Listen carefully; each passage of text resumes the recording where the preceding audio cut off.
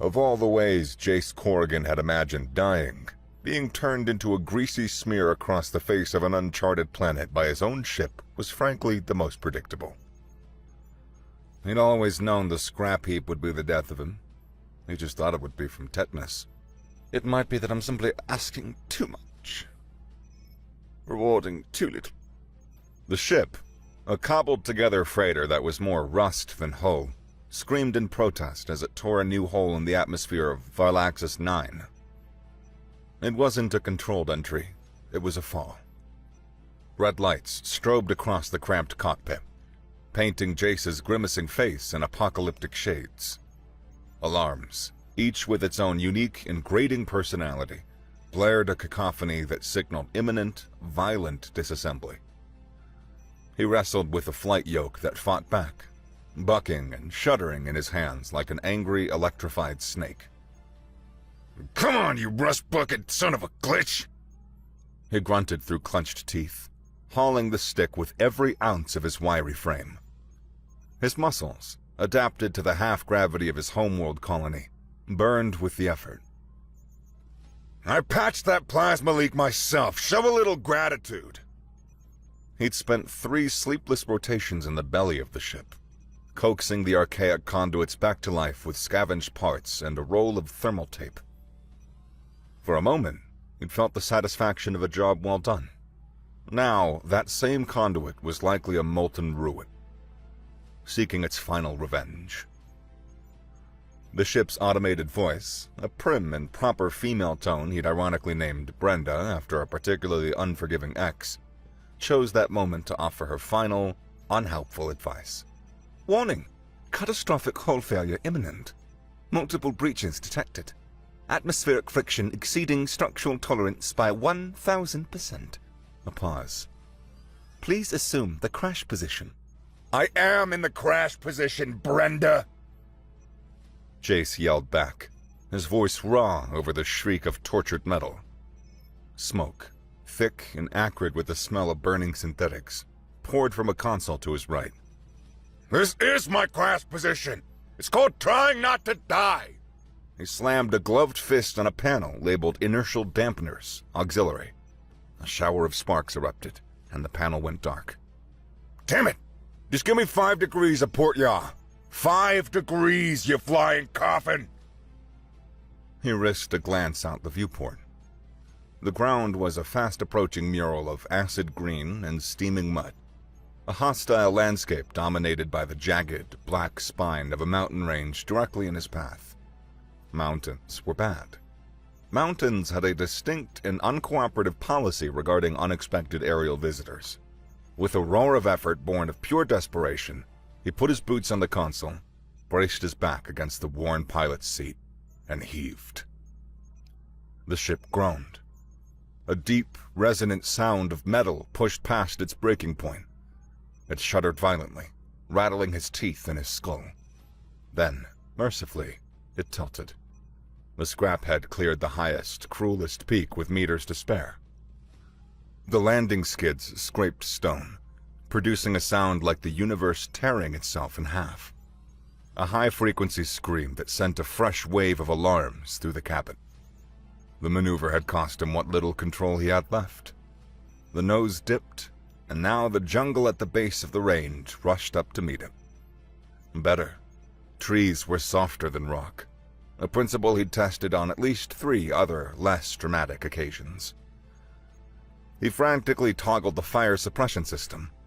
It responded by weakly sputtering a cloud of white foam that mostly hit him in the face, filling his mouth with the dry chemical taste. "Perfect," he coughed, spitting a glob of foam onto the floor. "This really adds to the ambiance, huh?" The ground arrived. There was no gentle prelude, no gradual descent. One moment he was flying, the next, the world stopped. A bone-jarring impact threw him against his harness, the force of it stealing the air from his lungs. His vision became a violent kaleidoscope of shearing metal, erupting sparks, and his own flailing limbs. The safety harness bit deep into his shoulders, and his head snapped forward, then back, his helmet cracking against the headrest. A universe of black spots danced before his eyes. Then came the sound. A long, grinding, shredding cacophony as the scrap heap plowed 100-meter-long trench through an alien jungle. It tore through colossal, fleshy-leafed trees as if they were weeds, the sound of their snapping trunks like gunshots. Finally, with one last, shuddering lurch, the ship fell silent. The abrupt absence of noise was more deafening than the chaos that preceded it. The only sounds were the soft hiss of cooling metal, the drip of some unknown fluid on a hot plate, and the frantic, heavy thumping of his own heart against his ribs. He hung in his harness, the world tilted at a 45-degree angle. He took a slow, deliberate inventory. All limbs attached, no new holes in his torso. His flask of cheap Tyrian whiskey, tucked into a side pocket, was probably shattered. That, he thought with a grimace, was the real tragedy here. He unbuckled the harness and dropped to the canted floor, his boots crunching on the shattered glass of the main viewport. With a grunt, he kicked at the emergency release for the main hatch. It whined, jammed tight in its warped frame. He kicked it again, harder, putting his back into it. "Come on, you piece of..." The hatch flew open with a sudden, protesting shriek of metal, sending him stumbling out of the wreck and into the open air. He landed on his hands and knees in mud that was thick, warm, and smelled of cinnamon and sulfur. He coughed, the alien air sharp in his lungs, as he was pushing himself up. He was bruised, battered, and covered head to toe in fire-suppressant foam that was already starting to itch, but he was alive. And he wasn't alone. They emerged from the tree line like ghosts, moving with the silence that was unnerving for their size. 8 of them, each standing a good 2.5 meters tall, encased in sleek, black armor that seemed to drink in the meager light, leaving no reflections. They didn't march, they flowed over the uneven ground, their every step placed with a deliberate, weightless grace that made the high gravity of the world look like a minor inconvenience. Jace froze, one hand instinctively going for the pistol on his hip, a motion he immediately aborted as foolish. This was a first contact mission, after all. A spectacularly failed first contact mission, but the standing orders from the Terran Confederacy still technically applied. He slowly raised his hands, the foam dripping from his fingertips, trying to arrange his foam-streaked, dirt-smeared face into something resembling harmless galactic explorer, and not deranged crash survivor who might start screaming at any moment. A figure detached from the group, moving to the front. The armor was the same obsidian black, but the bearing was different, more commanding. The helmet retracted with a whisper-quiet hiss, revealing a face that was all harsh, all beautiful angles. Her skin was the color of cool slate, her hair a tightly braided silver mane that fell over one shoulder. Her eyes were the color of molten gold, and they were fixed on him with an expression of profound, clinical disappointment.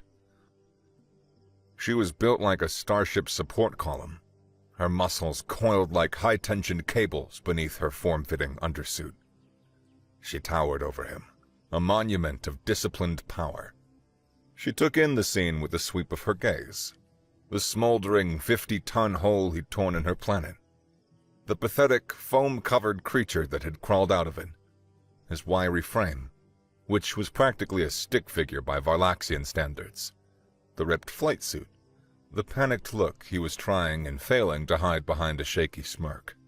A low sound, half scoff, half laugh, escaped her lips.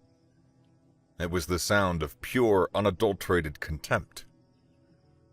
She turned to her soldiers, her voice a low, resonant contralto that carried easily in the quiet clearing.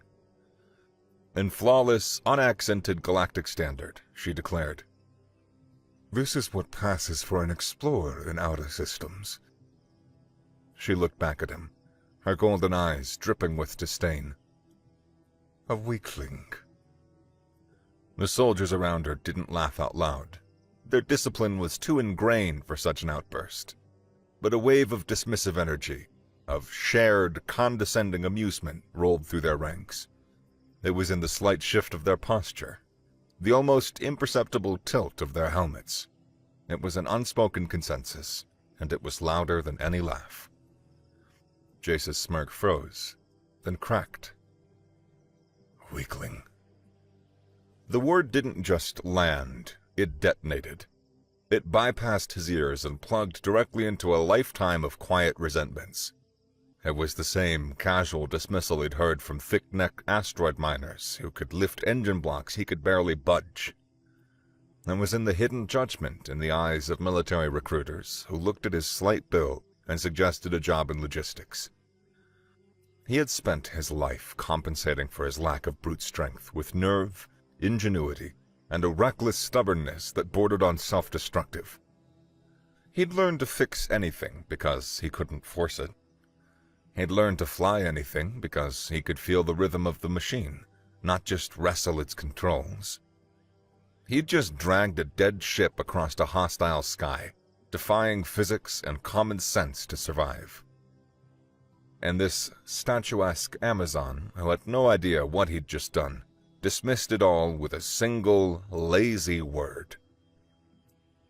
The simmering anger he felt toward his ship, the universe, and his own bad luck now had a target. A tall, slate-skinned, golden-eyed target.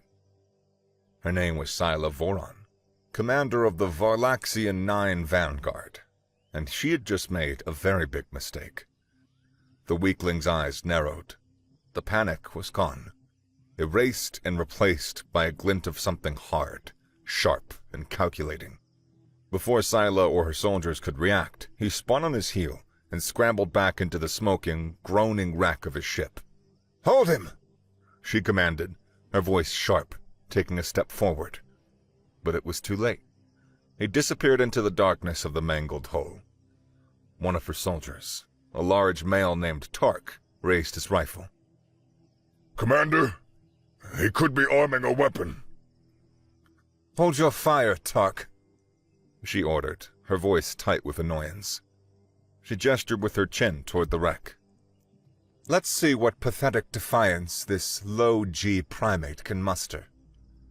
Inside the wreck, Jay slammed a fist against a still-active control, ignoring the sting of a fresh cut on his knuckles. "Brenda, status report. Anything?" The automated voice crackled, distorted by the damage. Primary communications offline. Main power offline. Emergency beacon offline. Power cell compromised." "Compromised how?" Jace demanded, kicking a loose panel out of his way as he navigated the tilted, debris-strewn corridor to the aft engineering section. "The emergency beacon's primary power cell was ejected during structural failure." Brenda's voice wavered. "Trajectory analysis indicates impact 0.8 kilometers from this position. Bearing 233. Energy signature detectable." A flickering, schematic-style map appeared on a secondary screen, showing a blinking red dot deep inside the jungle. 3.8 clicks through that to get to the one thing that could call for help and prevent a diplomatic catastrophe from becoming an interstellar incident. Fine, he'd do it himself. He reappeared moments later. The change in his demeanor was stark. He was no longer a crash victim. He was a man with a job. He moved with a swift, economical purpose that hadn't been there before. His every action deliberate. He'd shrugged off his ruined flight jacket, and now had a heavy-duty, olive-drab survival kit slung over one shoulder. In his hand, he held a complex-looking device, a mishmash of multi-tool and a diagnostic scanner with various probes and emitters bristling from its chassis. He was ignoring the Varlaxians completely now, his entire being narrowed to the task ahead. He met Scylla's gaze for a fraction of a second. He didn't say a word. He didn't have to. His expression, a mask of grim resolve, was an eloquent and universal statement that transcended species and language. It said, "Watch this." And then, without a backward glance, he turned and walked straight into the jungle, following the bearing on his wrist-mounted compass. Not toward a path, not toward a clearing, but deeper, into the terrifying predator-filled wilderness where even her hardened soldiers trod with caution. The Varlaxians watched him go, a silent tableau of armored giants and one rapidly disappearing human. The acid-green foliage swallowed him whole. "Commander?" Tark asked, his voice laced with confusion. "His heading is illogical. There is nothing in that direction but swampland and apex fauna territory." Silas stared at the spot where the human had vanished. The arrogance, the sheer suicidal audacity of it. But he hadn't been directionless. His steps were measured, his gaze fixed on his compass. He was moving with intent. "He thinks he can survive out there," she said, her voice soft with a dangerous curiosity. "He will learn that desperation is not strength." She turned back to the crashed ship. It was a diplomatic disaster, but for now, the jungle would mete out its own brand of justice. The jungle was a living entity, and it wanted him dead. The air was not a blanket. It was a hot, wet mouth, thick with cloying sweetness of alien blossoms and the rich smell of decay. Every shadow seemed to hold a dozen unseen eyes. The ground was a treacherous soup of mud and gnashing roots, eager to trip him, to hold him. Jace moved not with a woodsman's economy, but with the mechanic's diagnostic sensibility. His eyes didn't just scan the trees for threats. They noted the load-bearing capacities of branches, the stability of moss-covered rocks. He stepped where the ground was firmest, ducked where the vines were thickest. His path a consistent, constant calculation of risk versus reward. His multi-tool sensor paddle swept back and forth, a low hum its only sound, tasting the air for atmospheric toxins and tracking the faint energy signature. The blinking red dot on his compass was his only guide. After an hour that felt like a day, the terrain dipped into a marshy basin. The air grew heavier, the smell of sulfur more pronounced. The energy signature was stronger here, close. He pushed through a curtain of thick, hanging moss that felt disturbingly like damp flesh and stopped dead. The source of the energy signal was there, a grapefruit-sized cylinder of sun-slicked metal, its surface unmarred, half buried in the mud. And next to it, the reason the local fauna had given the area a wide berth. It was a Groxodon, the planet's apex predator, and it was dying. The beast was immense, a living siege engine of interlocking keratinous plates and ropey muscle. But it was caught fast in a syndicate trap. Thick, monomolecular wires, almost invisible against its dark hide, were wrapped around its torso and on one of its powerful forelimbs, cinched tight. Every time the creature thrashed, the wires bit deeper. Dark, viscous ichor pooled on the ground beneath it. A low, guttural sound of agony and fury rumbled from its chest. A constant, vibrating growl. This wasn't a snare designed to capture. It was designed to maim and enrage. Jace dropped into a crouch behind a fallen log, his heart hammering against his ribs. His power cell was right there, practically touching the multi-ton monster. Fear screamed at him to run, to find another way, but his mind was already working. He pulled out a scanner and he aimed it at the beast. The wire wasn't just sharp. It was emitting a low-frequency pulse. His screen flashed a string of data he immediately understood. Neurotoxin detected. Agonist agent, Class 8. The trap wasn't just cutting the beast. It was pumping it full of a chemical that amplified pain and rage, making it too frenzied and dangerous to approach. Classic syndicate overkill. He couldn't get the cell without dealing with the animal. He couldn't deal with the animal while it was being electro-tortured into a state of permanent berserker rage.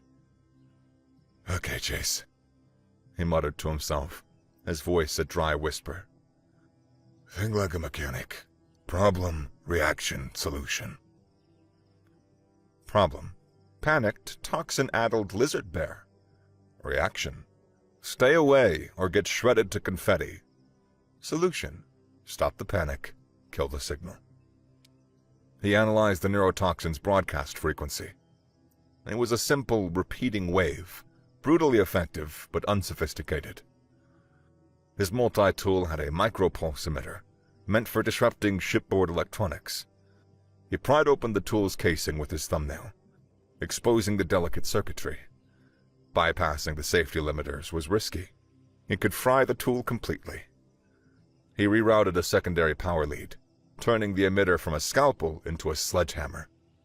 He could maybe create a power frequency, a null wave.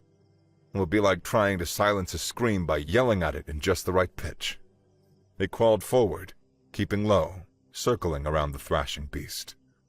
The Groxodon saw the movement, its massive head snapping in his direction with a roar that shook the trees and vibrated in his bones. It tried to lunge, but the wires held it fast, and it screamed, a high, thin sound of pure pain. Easy, big fella. Easy. Jace whispered. His hands were trembling, but his voice was a steady, calm monotone. The same tone he used when talking a jumpy capacitor into not discharging through his chest. I'm not the one who did this to you. I'm the schmuck who's gonna try and fix it. He found a position behind a thick-trunked tree about 20 meters away. He braced the modified multi-tool on a heavy root, aimed the emitter at the main junction box where the wires converged on the creature's back, and fired.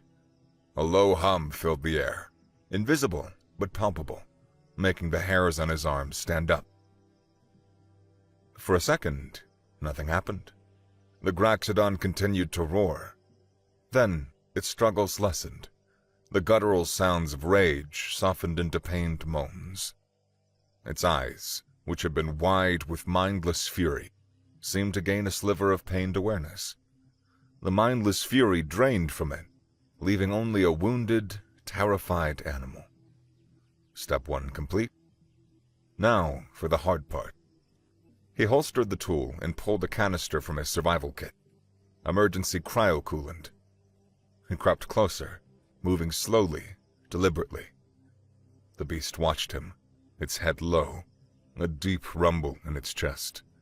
It was a warning, clear and unambiguous. I know, Jace said, keeping his voice low. Stranger danger. But those things are killing you. Let me help. He got within 5 meters.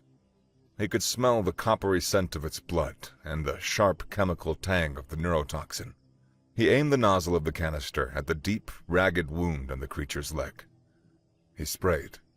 A cloud of frigid gas enveloped the area, coating the wire and the torn flesh in a layer of frost. The beast flinched violently, letting out a sharp hiss, but the intense cold was already numbing the shredded nerves. He waited for a moment, then moved in, his multi-tool now configured with a set of heavy-duty Durasteel pliers. This was it, the moment of truth. He reached out and grabbed the armored plate next to the wound. The beast shuddered, but didn't strike. It knew. Somehow, on some fundamental level, it knew he was its only hope. His hands, slick with sweat inside his gloves, worked with the speed born of adrenaline. The wire was embedded deep in the muscle tissue. He had to set the pliers, brace himself, and pull, prying it out of the flesh. The metal screamed in protest. The Groxodon let out a long, low moan of pain, its entire body tense, but it held still. Finally, with a sickening snap, the main wire around its leg came free. Jace didn't waste a second. He grabbed a wide, foil-packed brush from his kit, a self-cauterizing biosealant bandage, and slapped it over the worst of the wound. The patch hissed as the chemical agents within it instantly sealed the torn flesh and arteries. He was just about to start on the second set of wires around the creature's torso when a new sound cut through the jungle. A heavy, crashing tread. Another roar. This one confident, challenging. Jace spun around. A second Groxodon, larger and uninjured, with a pair of massive, serrated tusks curving from its jaw, had emerged from the trees. It had begun stalking the wounded one, drawn by the scent of blood, waiting for it to weaken. Now, it was moving in for the kill. His Groxodon, and he was already thinking of it as his, struggled to its feet, letting out a weak, defiant roar. It was still tangled in the torso wires, no match for the larger aggressor. They were both going to die. No way! Jace snarled, a fresh surge of stubborn anger washing away his fear. I did not just perform unlicensed veterinary surgery on a T-Rex-sized badger for it to end like this! He grabbed his discarded power cell. He didn't have a weapon that could hurt the bigger beast, but he had a brain, and a plan, and a stupid, insane, probably going to get him killed plan. He scrambled up the side of his wounded Groxodon, wedging himself between two of its dorsal plates, grabbing onto a ridge of bone for a handhold. Come on, buddy! He yelled, slapping the creature's neck. Let's get out of here! Move! The wounded beast, spurred by the primal instinct to flee from a superior predator, surged forward, crashing through the undergrowth with surprising speed. The rival gave chase. Jace held on, the power cell clutched to his chest, the motion of the running beast jarring his bones. He looked back. The tusk monster was gaining on them. He saw his chance, a narrow ravine, maybe 10 meters across, spanned by a single, half-rotten log. Left! Go left! He roared, yanking in an armored plate to steer his mount like a desperate jockey. The wounded beast responded, veering toward the ravine. It launched itself across the gap, its powerful legs bunching and releasing, landing hard on the other side and staggering from the impact. The rival followed without hesitation, its massive weight landing squarely on the ancient log. With a crack like thunder, the log splintered and collapsed. The tusked Groxodon fell, roaring in fury, into the ravine below. There was a final, sickening crunch as it hit the bottom. One of its serrated tusks snapped off, the broken piece spiraling through the air to land on the edge of the ravine near Jace. Silence descended, broken only by the ragged, heavy panting of his mount. His Groxodon stood, trembling, exhausted. It turned its massive head and looked at him, its intelligent reptilian eye blinking slowly. He looked back. He had saved it. And then, in its own way, it had saved him. He slid off its back, his legs shaking with adrenaline and relief. He walked over and picked up the broken tusk, its weight surprising. A souvenir. Then he went back to the creature. He worked for another 20 minutes, carefully, step by step, cutting the remaining wires from its torso, his hands now steady, sure. When the last one fell away, his new, improbable, and very dangerous friend was free. Several hours later, a thunderous crashing sound echoed from the trees near the Varlaxian camp. The soldiers snapped to attention, raising their weapons. Out of the jungle burst the planet's apex predator, but it was not attacking. It was limping, but moving with a determined purpose. Riding on its back, wedged securely between its armor plates, sat the human. In his lap, he held the broken, serrated tusk of a rival beast like a trophy. Jace Corrigan was bleeding from a dozen small cuts, covered in alien gore and his own drying blood. But he was grinning. He steered the beast to a halt before a completely silent, utterly stunned Scylla. Her soldiers stood frozen, their weapons half lowered, their disciplined minds struggling to process the scene. The title she had given him, Weakling, now seemed like a very poor joke. He slid off the creature's back, landing with a tired grunt.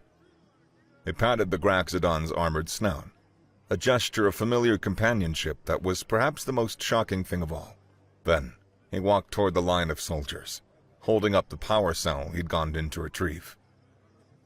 "Found what I was looking for," he said, his voice hoarse. He tossed a cell to a stunned Tark, who fumbled it like a hot rock. Jace then turned to Scylla, his grin replaced by a look of weary challenge. His posture was slumped with exhaustion, but his eyes were bright and defiant. She had called him a weakling, and now she watched in stunned silence as he returned from an errand that she had deemed impossible, having apparently tamed her world's most fearsome predator along the way.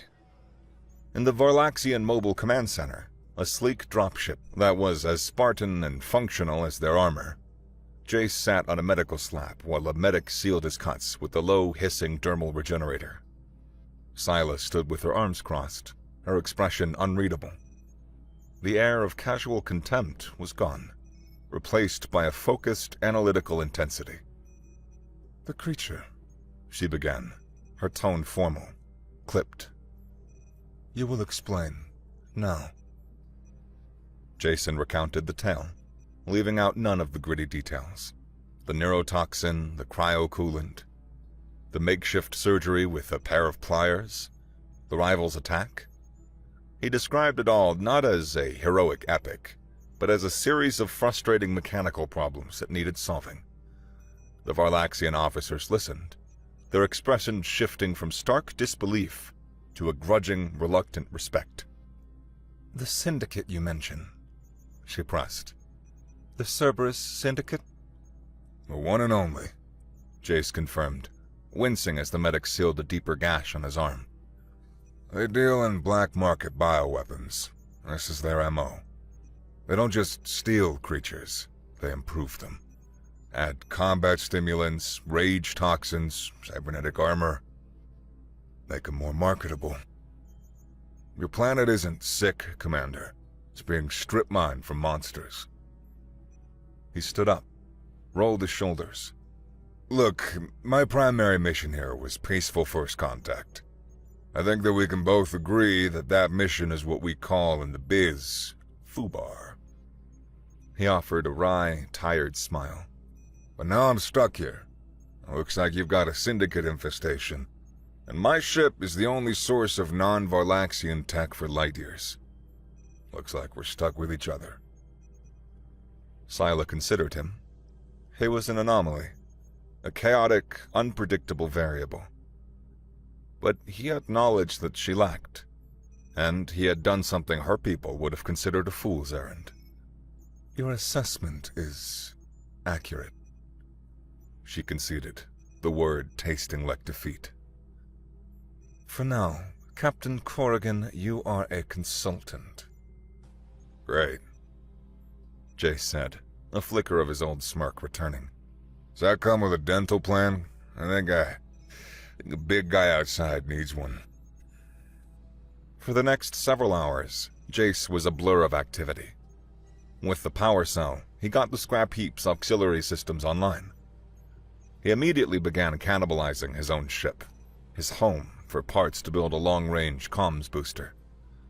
Scylla observed as he worked, her guards standing a respectful distance away. He moved with startling competence, his hands sure, quick as he stripped wiring from one panel to jury-rig a power conduit in another, using nothing but scrap metal and a roll of thermal tape to create a surprisingly stable connection. Later, he spent time with the Graxodon he'd nicknamed Spitfire, applying a proper regenerative sealant from his advanced medkit to his wounds. The massive beast, which could swallow him whole, nudged his shoulder gently with its huge head and dropped a half-eaten, vaguely reptilian creature at his feet. A gift. Jace stared at the gruesome offering. "Oh, for me?" he asked.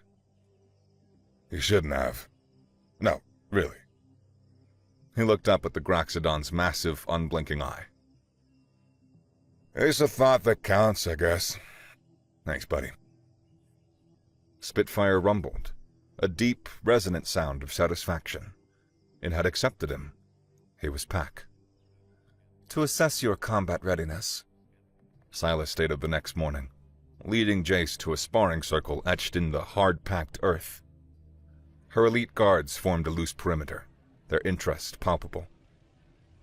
My combat readiness? Jace asked, stretching his sore muscles. I think we've established that. I'm somewhere between suicidally effective and needs a tetanus shot. He eyed Scylla, who had shed her armor in a flexible combat suit. Her biceps looked like they could crush durasteel. Sure you want to do this? I fight dirty. Honor is the foundation of Varlaxian combat, she said, settling into a low, perfectly balanced stance. There is no dirty, only effective and ineffective. Show me which you are. The spar was a brutal clash of philosophies. Scylla was power and form, each strike a perfectly executed arc of force designed to shatter bone. Jace didn't meet her force. He was a chaotic, pragmatic whirlwind. He dodged, weaved, and redirected. He kicked sand in her eyes at one point, earning a furious growl. He used her own momentum against her, stepping aside at the last second so her powerful lunge sent her tumbling past him. He didn't aim for center mass. He aimed for joints, nerve clusters, weak points. Frustration finally got the better of her. Her disciplined style frayed. She feinted high with a punch and swept his legs with a powerful kick. He went down hard, the wind knocked out of him. She was on him in an instant, her weight pinning him, her grip like iron. Victory. But his hand, the one she hadn't pinned, shot up and yanked hard on her silver braid. Her head snapped back with a cry of surprise and pain. Her grip loosening for a fraction of a second. That was all he needed. He bucked his hips, using the momentary lapse to reverse their positions. Suddenly, he was on top, straddling her. Before she could use her overwhelming strength to throw him off, he drove the knuckle of his thumb hard into the nerve cluster just below her ear. A bolt of white-hot, paralyzing fire shot down her neck. Her body went rigid, her powerful muscles locked and useless.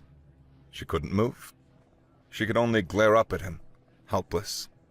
Her golden eyes wide with shock and fury. He wasn't even straining. He leaned in close, his face inches from hers. They were both breathing heavily, slick with sweat. He could feel the furnace-like heat radiating from her skin. Effective? He rasped. Or ineffective? He released the pressure point. She gasped, the feeling returning to her limbs in a rush of pins and needles. She didn't throw him off. She just lay there, looking at him, her mind frantically reevaluating every principle she had ever been taught about combat. He had beaten her, not with strength, but with a piece of anatomical knowledge she would have considered a dishonorable, cowardly trick. You fight like a Terran, she breathed. And this time, it was a statement of fact, laced with a grudging, infuriating respect. Later that day, Jace's comms booster roared to life. His first transmission was a garbled, high-priority check-in with the Terran Confederacy. The reply came back almost instantly. The synthesized voice of a bureaucratic admiral, crisp and cold. Captain Corrigan, your beacon went dark. We register unsanctioned weapons fire on a pre-contact world. A diplomatic fleet has been dispatched and will arrive in 50 standard hours. Do not escalate the situation. Before Jace could reply, the connection died. 50 hours. The stakes just skyrocketed. He then used a back-channel frequency to contact an old intel broker who confirmed the worst. The Cerberus Syndicate, led by the augmented Karshan mercenary Andrik Kane, wasn't just trying to steal monsters. The Varlaxian vaults, the ancient structures deep in the mountains, weren't tombs. They were a planetary weapon system, an arsenal of forgotten power, and Kane wanted the gun. As if on cue, the world exploded. A high-frequency sonic lure shrieked from the direction of the vaults, and a horde of mutated Garaxodons, their bodies grotesquely enhanced with crude cybernetics, attacked the camp. The battle was a maelstrom of plasma fire and snapping jaws. Silas' phalanx held, a disciplined wall of black armor and steady fire, but they were being overwhelmed by sheer numbers and mindless ferocity. "They're puppets!" Jace yelled to Sila over the din. "We gotta cut the strings!" He charged into the fray on Spitfire. They were a 2-ton wrecking ball. He and the beast moved as one, a destructive but targeted force. Spitfire, now!" he yelled. The Graxodon opened its massive maw and spewed a stream of corrosive venom, melting a mutated beast in a cloud of acrid stream and breaking the enemy's charge. Jace, firing his plasma pistols from the perch, targeted the small, glowing sonic receivers crudely bolted to the creature's necks. Each one he destroyed caused a mutant to falter, its mindless rage replaced by confusion. He and Spitfire turned the tide, earning the roaring disapproval of Silas' soldiers. After the battle, the air was thick with the coppery tang of discharged power cells and the scent of burnt alien flora. Jace found Sila in the scrap heap's engine room, wrestling with the sparking power cable damaged in the fight. "Need a hand?" he asked. "I have it under control," she grunted, her muscles straining as she tried to force the connection. Jace sighed, pulling out his multi-tool. "You're trying to force it. It's a heat-sensitive lock." He sprayed the connection with a short blast of cryocoolant. A layer of frost formed instantly. He then inserted the tip of his tool into the seam and popped the lock open with a deft twist. "Finesse beats brute force." He looked up at her. She wasn't looking at the cable. She was looking at him, her golden eyes dark and intense. She grabbed the front of his shirt, pulled him forward, and crashed her mouth against his. It was a collision, a release of all the pent-up friction and energy between them. It tasted of sweat, scorched metal, and the aftermath of battle. In the heat of this ruined ship, they found a new kind of battle, and this time there was no question of who was on which side. The next day, Jace sat hunched over his datapad, frustrated. The Varlaxian histories were all epic poems, full of glorious battles and honorable deeds, but useless for technical data. On a hunch, he ran their ancient sagas through the ship's decryption software, but instead of looking for hidden meanings, he told it to search for syntax patterns indicative of a technical manual disguised as poetry. It spat out a result, and as he read the translation, his skin grew cold. He stared, the truth rearranging itself in his mind. The poetic sagas weren't prophecy. They were a user manual. Vault control system requires biometric synchronization. Parameter 1. Designate _prime _alpha _fauna. Parameter 2. Designate _controller/handler. Parentheses. Sentient non-endemic / non-Varlaxian. End parentheses. He showed it to Sila. "It's a 2-factor authentication," he explained, his voice grim. "Your people only ever saw the first part. You saw the beasts as a challenge to be conquered, a test of strength." Sila stared at the text, her face pale beneath its slate gray complexion. "The Founders, they created a defense we could never use." "What if it wasn't a primary defense?" Jace mused, the pieces clicking into place. "What if it's a reset switch? A failsafe designed for a moment just like this? For when your culture became so rigid, so focused on honorable strength, that you can't adapt to a dishonorable threat like Cain. This is a test, to see if you could accept a different kind of strength, to trust an outsider." By accident, by sheer, stubborn human contrariness, he had become the only key. "So," Jace said, pacing the command center, "Kane's fortifying the main vault. We need to go to the offensive, get to that control room, and I need to plug my big, scaly friend into the motherboard before the Terran fleet shows up and starts asking awkward questions with plasma torpedoes. It was time to get to work. Scylla rallied a dozen of her most elite warriors. Jace, meanwhile, custom-welded scavenger armor plates onto his flight harness, strapped plasma pistols to his thighs, and slid on his signature aviator shades, the only vanity he allowed himself. Scylla looked him up and down, a corner of her mouth twitching. "You look ridiculous, Corrigan." "I know," Jace grinned. "It's a look. Let's go make a scene." The charge was madness. Jace led the assault on Spitfire, braced between the beast's dorsal plate for cover, firing his pistols like a turret gunner on a living tank. Scylla and her warriors flanked him, a V-shaped wedge of black armored death. They hit the Syndicate perimeter like a meteor, a maelstrom of plasma fire, roaring beasts, and brutal close-quarters combat. They breached the main vault, a cathedral of ancient, living technology whose walls pulsed a soft, internal light. Spitfire was too large for the inner corridors, so Jace left him to guard the entrance, a terrifyingly effective deterrent, while he and Scylla fought their way deeper, covering each other seamlessly. In the central control chamber, they confronted Andrik Kane.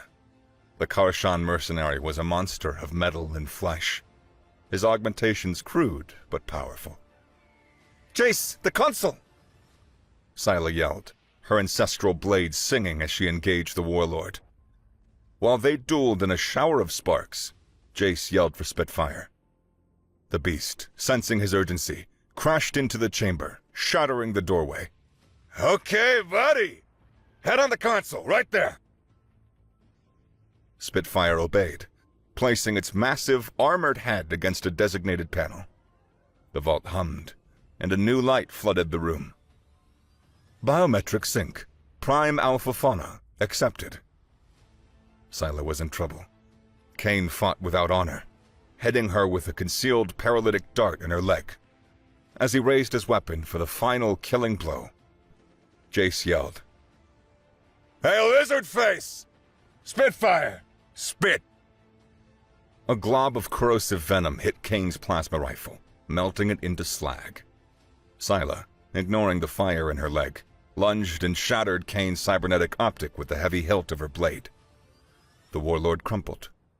Jace slammed his palm on the console next to where Spitfire's head rested. Biometric sync. Non-endemic controller. Accepted. Initializing planetary defense protocol. A wave of pure, silent energy pulsed from the vault, washing over the planet. The mutated beasts fell dormant, their cybernetics fried. The Syndicate's tech fizzled and died. The vaults sealed themselves. The war was over. Jace and Scylla stood together, exhausted and victorious, in the sudden, profound quiet. On a landing platform at sunset, Scylla joined Jace, who was resting against the warm, armored flank of the Graxodon. "His aggression is tempered. His loyalty is absolute. He has earned the name of honor," she said, her voice softer than he'd ever heard it. "I have named him Corrigan." Jace looked from Scylla to the massive beast, then smirked. "That's calling him Spitfire, But Corrigan? Yeah. That has a better ring to it. He's earned it." The beast, Corrigan, rumbled in agreement, nudging Jace's shoulder. Scylla turned to Jace, her golden eyes dark with an intensity that had nothing to do with battle. She smirked, a perfect, slow imitation of his own. "You have a gift for synchronizing with dangerous things, Jace Corrigan," she said. Her voice was a low purr. She gestured toward her private elevator, the door sliding open to reveal a warmly lit interior. "Come upstairs," she challenged, her eyes gleaming with a light that was both a promise and a dare. "Let's see if you can tame me, too." She winked, and Jace laughed, following her up the stairs.